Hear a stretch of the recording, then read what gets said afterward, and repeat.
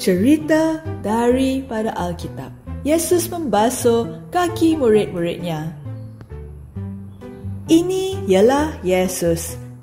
Hello! Dia anak Tuhan dan penyelamat dunia. Apabila Yesus di dunia ini, dia telah mengajak orang tentang kasih sayang Tuhan.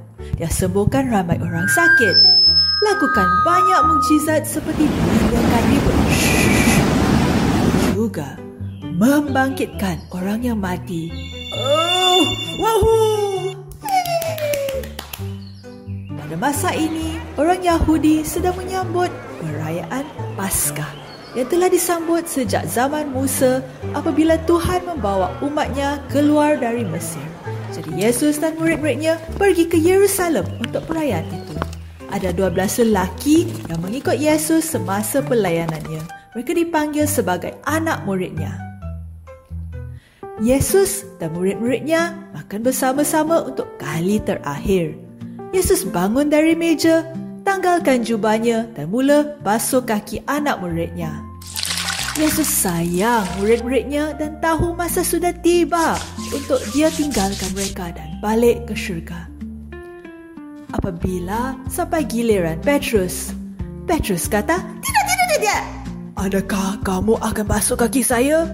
Yesus berkata, kamu tidak faham apa yang saya buat. Kamu akan faham suatu hari nanti. Tidak! Petrus kata, kamu tidak sekali-kali cuci kaki saya. Tapi Yesus beritahunya sekiranya Yesus tidak basuh, Petrus bukan keluarga Yesus. Oh, macam itu? Okey. Kemudian Petrus kata, basuhlah tangan dan kepala saya juga, bukan hanya kaki saya.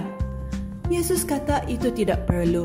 Yesus hanya perlu basuh kakinya untuk Petrus bersih.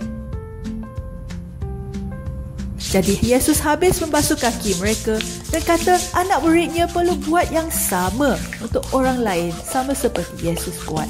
Yesus minta mereka ikut contoh yang dia tunjukkan kepada mereka untuk melayani satu sama lain dan tidak fikirkan diri mereka lebih hebat daripada orang lain. Kemudian Tuhan akan berkati mereka kerana mengikut ajaran Yesus.